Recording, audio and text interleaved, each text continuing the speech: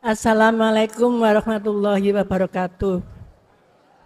Kula saking Malang, Turen, Pagedangan.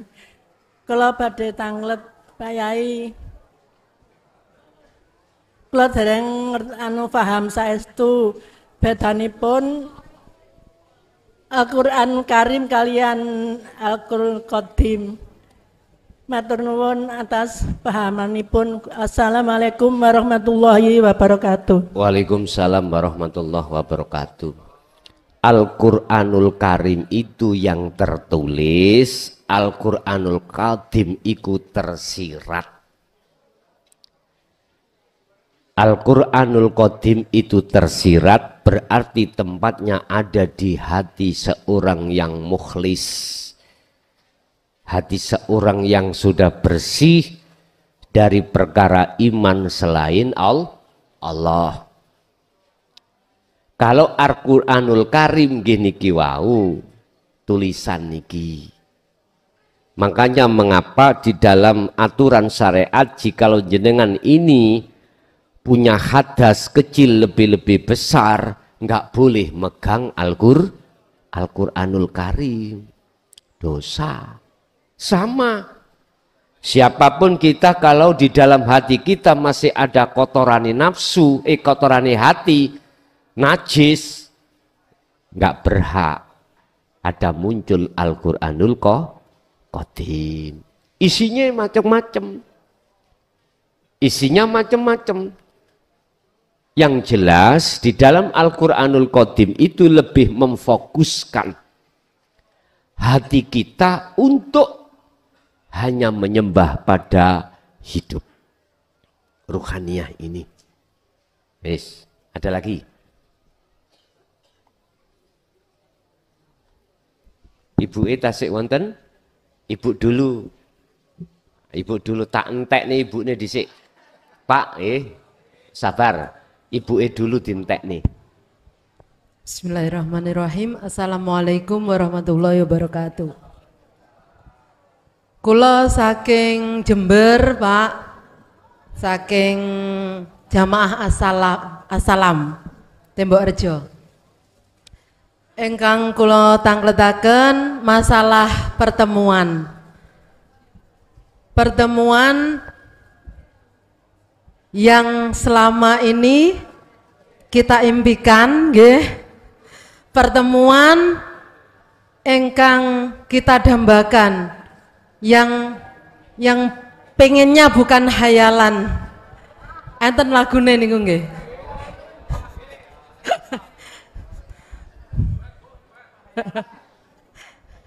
Nggih. Selama ini kula ngikuti Goson nggih, setiap ilmu saya amalkan, tetapi selama ini belum terjadi pertemuan karena saya belum tahu apa itu pertemuan nggih. Terus terang kula yang saya alami selama ini, setiap laku itu pasti ada ilmu yang didapat.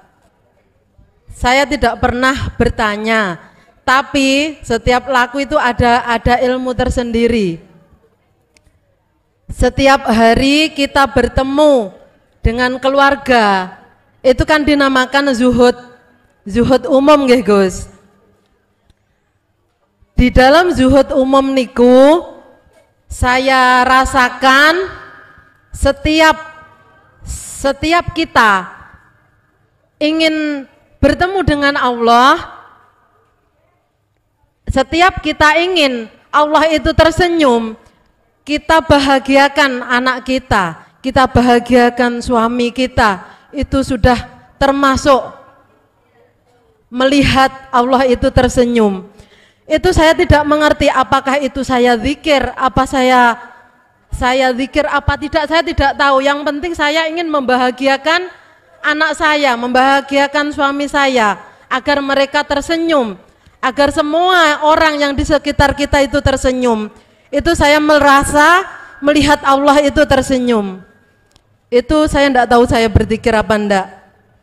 Terus kalau zuhud khususnya, untuk zuhud khusus niku kula nggih radi bingung Gus.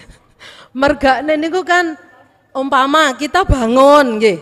Bangun terus mandi, terus wudhu, sholat, terus kita zikir sirur asror. Nah, selama zikir sirur asror itu kan 1 jam biasanya nggih Gus. Biasanya 1 jam terus ngantuk. Kan awak dhewe ngantuk nggih.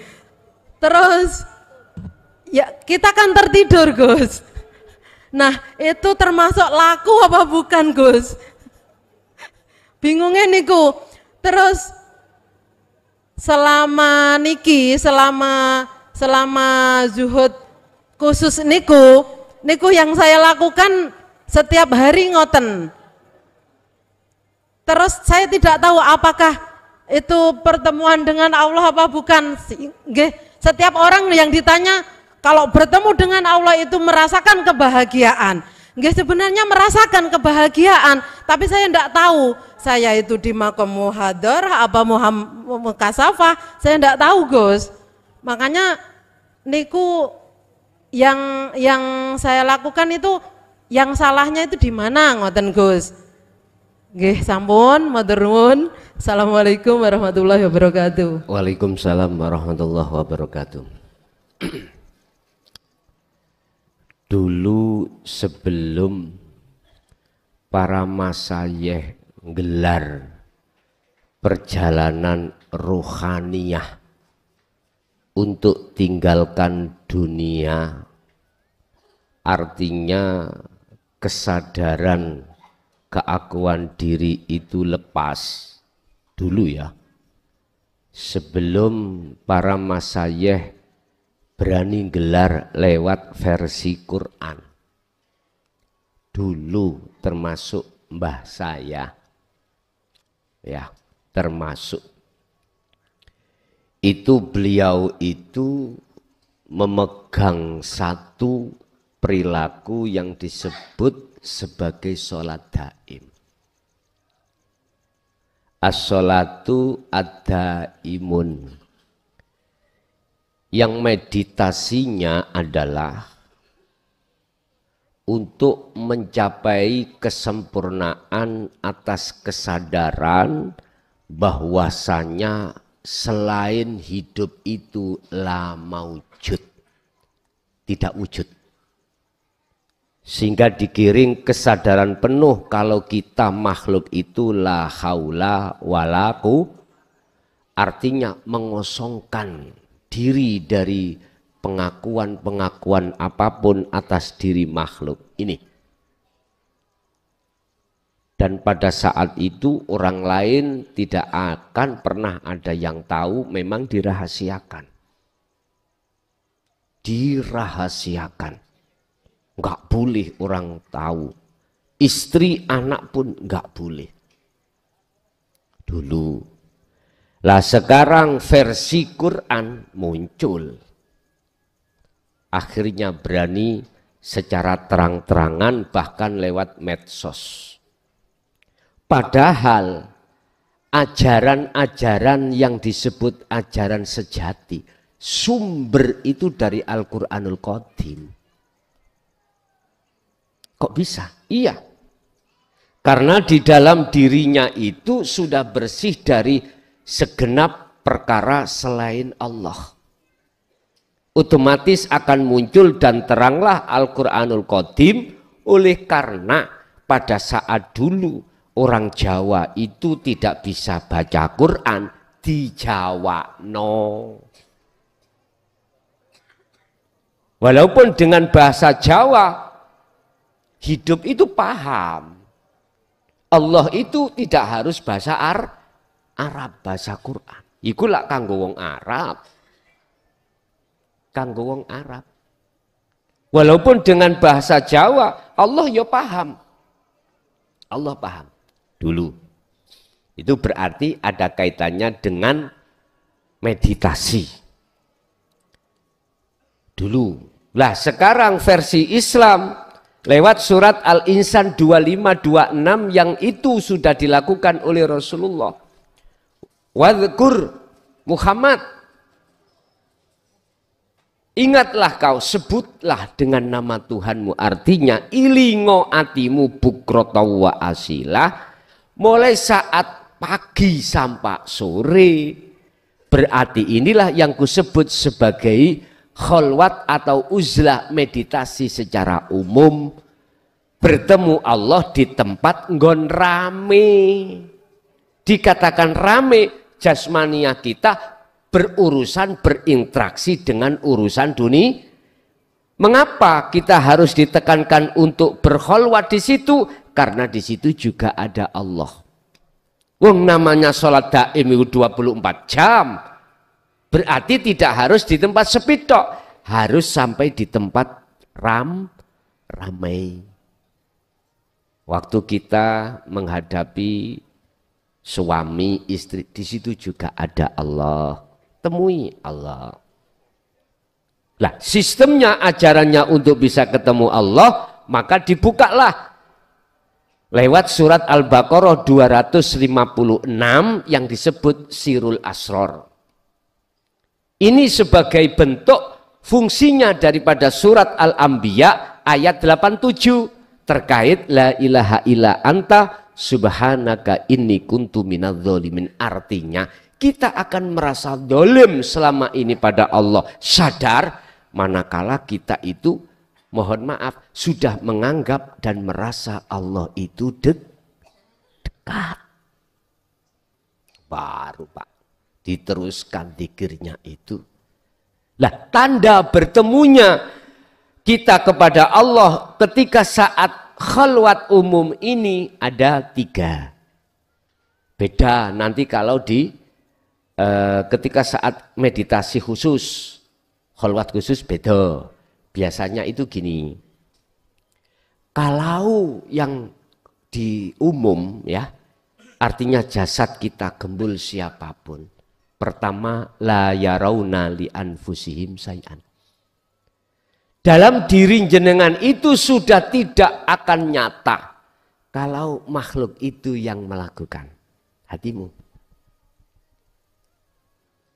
Mengapa demikian? Karena Allah memutus ruhaniyahmu dengan selain Allah, diputus. Balik bal yusyahiduna annal fa'ilah wallahu ta'ala. Justru di dalam ruhaniyahmu itu, kalau kita bicara ngomong iman, yang nyata, yang maujud, yang berperan hanyalah hidup itu. Itulah secara syariat disebut la ilaha illallah. Hanya Allah. Udah. Yang ketiga, tatmainnul qulub. Hatimu mesti damai.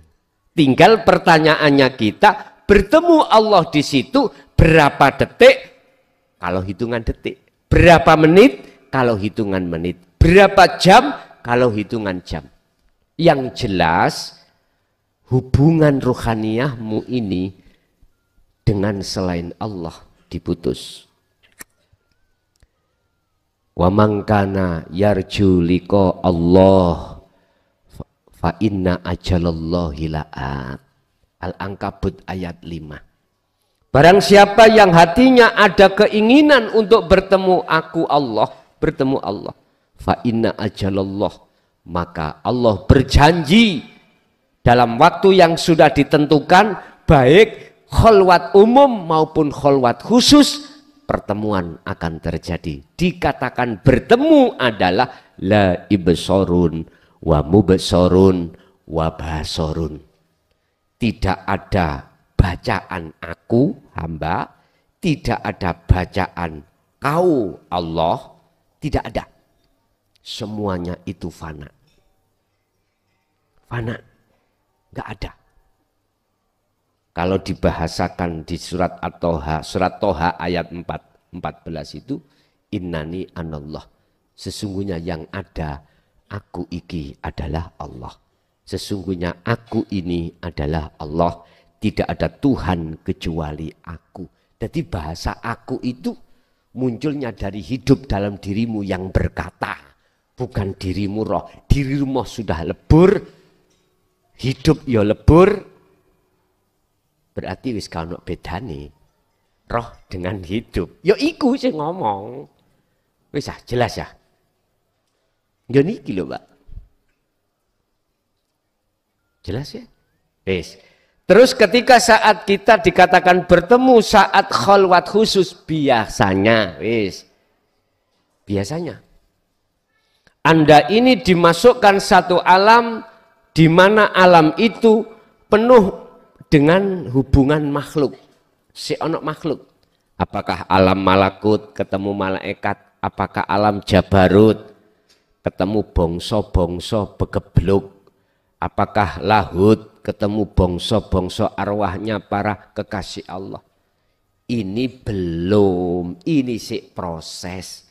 Kadang jenengan ditemukan Allah dengan arwah nenek moyang jenengan.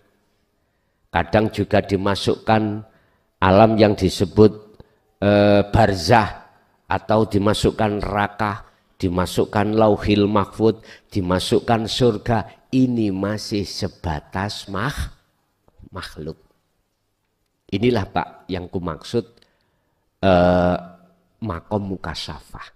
Apakah kita semua akan mesti masuk di situ? Belum tentu. Belum tentu. Tujuan jenengan khalwat malam atau khalwat khusus itu adalah untuk sampai ke makom musyahadah, makom keahatan Allah. Orang Jawa mengatakan alam kelanggengan, bahasa Rasul Mi'raj Sidratul Muntaha. Inilah alam pertemuan. Pertemuan antara si salik dengan Allah. Nah, di situ tanda-tandanya kalau melakukan hal ini, jenengan iki dimasukkan satu alam yang padang jinglang. Apa Pak padang jinglang? Terang benderang. Terang benderang. Dan Anda tidak tahu sinarnya yang membuat penerangan ini dari mana, tidak tahu. Yang jelas satu alam yang tanpa batas. Tidak ada siapapun kecuali Anda sendiri. Hawa nek ngomong hawa. Mboten koyok ngene Pak, hawa niku rodok setengah ongkop, setengah nyelkit. Tidak ada. Disitulah kalau kita bicara hawa, mesti siapapun Anda masuk di situ nggak akan ingin keluar. Boso nyun sewu ya. Inilah yang kumaksud alam musyahadah. Lah Anda yang kumaksud sendiri tadi bukan Anda makhluk. Keakuan diri Anda sudah tiada. Enggak ada. Tapi proses seperti itu kadang-kadang jenengan iki ruh itu keluar. Tahu jasadmu itu duduk. Tahu jasadmu itu berbaring. Tahu. Tapi sing ketakutan sebab bojone sik enom. Gak mau. Njaluk balik, wedi gak iso balik, takut gak bisa kembali. Iki tetanda bahwasannya sirul asronya belum jalan. Sebab kalau sirul asro dzikir itu jalan, pasti meyakini, merasakan bahwasannya yang memperjalankan jenengan sebagai makhluk yang ditemukan terhadap makhluk lain, semua itu adalah Allah. Enggak akan takut. Enggak. Akhirnya disitulah dikasih Allah setempel dalam satu ayat, ala inna awliya Allah la khaufun alaihim walahum yahzanun. Mesti siapapun gak mau kembali, Pak. Tergantung. Nek umur sampean wis pas ada di situ, ya mesti gak balik. Besok langsung ada pengumuman inna lillahi wa inna ilaihi rajiun. Loh Gus, kok tambah serem Gus? Pak, Bu, aku yakin nek sirul asri jalan, sampean sudah enggak takut itu. Estu. Mending sampean gak balik daripada mulai dipisui bojo sampean terus saya bendino. Lah pengen anakku lho. Nyun sewu, siapapun jenengan, jikalau Allah menarik di dalam alam pertemuan kepada Allah, maka dirinya tidak akan pernah ingin bertemu pada siapapun sekalipun garwa sampean gagah, gede, tukur, sing ganteng. Ini umur 30, 40 gagah, tapi coba umur 90 buak pok. Wis kena diabetes. Wis ora bisa ngadeg, wis gak ono gunane. Tono minggir. Nyuwun sewu, siapapun rohaniah jenengan kalau betul ditarik Allah di musyawarah enggak akan ingin kembali. Tapi Allah berkata lain, ada tugas mesti dikeluarkan. Jadi jenengan nanti akan merasa keakuan dirimu itu naik langit sab 1 sampai 7. Setelah itu ke Sidratul Muntaha, ya mengalami. Makanya jenengan jangan takut. Intinya jikalau kau nyata, pingin nyata-nyatane hidup, nyata-nyatane wujudnya Allah, ya tinggalkan selain Allah itu. Ya numpak pesawat kuwi naik kok semakin tinggi, aku yakin gambar dunia semakin tidak ada. Kecil, akhirnya hilang. Gak ada belas. Gambarin dunia gak ada. Artinya lewat sirul asr itulah yang menaikkan rohaniyahmu buruk untuk tinggalkan dunia. Itulah disebut mi'raj. Bukan isra, tapi mi'raj. Alladzi barokna haulahu linuriyahu min ayatina innahu huwas samiul basir. Terang semuanya, cahayanya terang. Jadi nggak mungkin kok gelap sih, nggak ada. Karena posisi jenengan betul. Makanya Allah katakan wa a'ti uzzakah dzalika dinul qayyimah. Lewatlah kau lewat agama yang lurus. Mana sih agama yang lurus? Agama yang mendidik ruhaniyahmu untuk bertemu Allah. Itulah agama yang lurus. Jadi Bu, apakah nanti jenengan keruhanian jenengan wajib dilewatkan mukasyafah? Belum tentu. Tapi enak dan bahagialah jenengan umpama tidak dilewatkan itu ibarat orang tidur gak mimpi. Udah langsung makplek. Jadi nggak apa-apa jenengan sambil tidur, penak. Alladzina yadhkurunallaha qiyaman wa qu'udan wa 'ala junubihim. Orang yang berkholwat lewat zikir pada Allah tidak bisa dengan berdiri, ya dengan duduk. Nggak bisa duduk dengan berbar, ya itu. Apakah itu pertemuan? Intine jenengan ini ning hati iku mang tentrem apa gak? Nek tentrem mesti ketemu walaupun jenengan ikuti tidur. Ya udah. Orang yang bisa masuk di dalam gedung film adalah orang yang membawa karcis. Orang yang tidak membawa karcis tidak diperbolehkan masuk ke gedung film. Orang yang tidak membawa karcis ada yang bisa masuk karena sing duwe gedong atau ahline anake wis prei pun jenengan dudu anake wong liya mlebu ya dicegat satpam mamen ndi karcismu. Nah, apa sih maksudnya karcis? Itulah takwa. Ada lagi?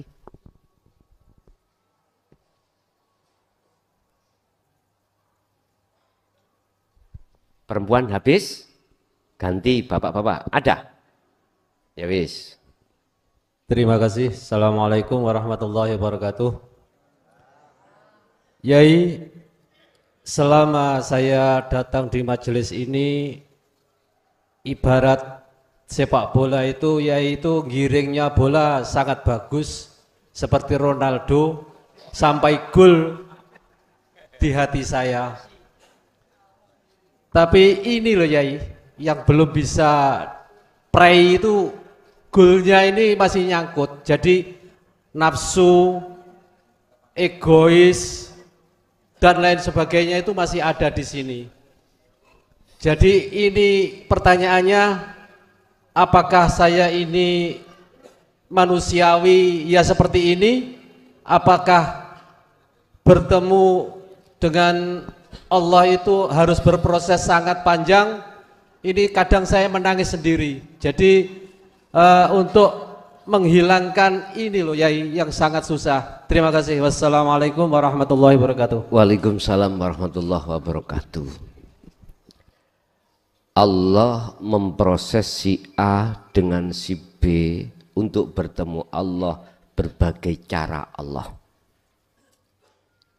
Allah berjanji kepada si A dan si B untuk pertemuan itu ya saenake udele Gusti. Gusti Allah punya udel lah. Buatan. Wis seenak Allah sifat kudrat irodai. Yang jelas Pak, kita semua manusia itu awalnya pendosa. Sungguh. Si A dengan si B, kalau kita bicara pendosa, kita itu mantan penjahat Allah. Kita lesan mengatakan amantu billah. Wa minan nasi may yaqulu amanna billah wa bil yaumil akhiri tapi wa mahum bimu'minin. Kita secara syariat mengatakan beriman kepadamu aku ya Allah dan beriman terhadap hari akhir. Bentuk keimanan kita lakukan secara syariah. Ninggalkan larangan, menjalankan perintah. Tetapi hakikatnya wa mahum bimu'minin Muhammad, mereka itu gak beriman sesungguhnya. Buktinya hatinya masih percaya, masih beriman selain Allah. Oh gitu dah. Nyun sewu, kita semuanya yang ngumpul di sini adalah mantan penjahat. Estu, kita itu penjahat Allah. Berbuat dolem pada Allah. Lah, disinilah ketika kita ada kesadaran kalau kita itu adalah penjahat Allah. Kesadaran kita bangun, kemudian otomatis kita akan melakukan bentuk diperlakukan Allah, diperjalankan Allah yang disebut taubatan nasuha. Oke, proses ini adalah proses pensucian diri. Yang mensucikan itu juga Allah.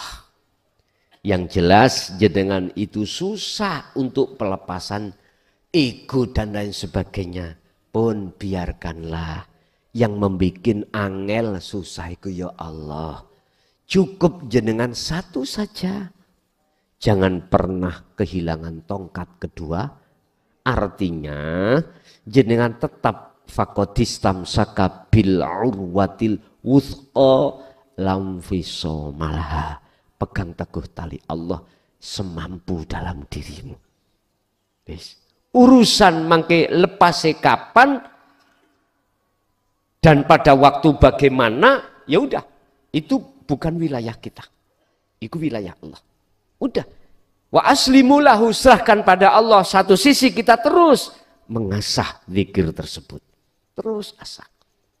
Baik dikala kita kiaman, keadaan jasad ini berdiri. Waqu'udan, keadaan jasmani kita duduk. Wa ala junubihim, keadaan jasad ini berbaring. Artinya kondisi apapun, semampu hatimu peganglah tali Allah itu. Wes, itu aja. Urusan kapan-kapannya Allah melepaskan ego keakuan diri kita, itu urusan Allah. Tapi rumus mengatakan nyatanya Allah di dalam diri kita, ya diri kita nyatanya itu pasti sebelumnya itu terjadi sesuatu pelepasan keakuan kita, itu pasti. Dan atau Allah membalik. Nafi di deleh buri, nafi diletakkan di belakang, nyatanya Allah didahulukan. Jikalau nyatanya Allah itu sudah muncul, maka sirnalah nyata kita. Itu tergantung Allah diambak wis. Tergantung. Nyatanya Allah dalam diri kita, otomatis saat itu juga sirnanya nyata makhluk dalam diri kita. Yang jelas Allah sudah berjanji terhadap hamba yang hanya di dalam dirinya ingin ada pertemuan. Udah, iki janjinya Allah kita pegang. Al-Ankabut ayat 5. Tapi kalau Ankabut ayat 69 ayat yang terakhir, Allah pasti memberikan jalan kemudahan bagi ruhaniyahmu untuk bertemu.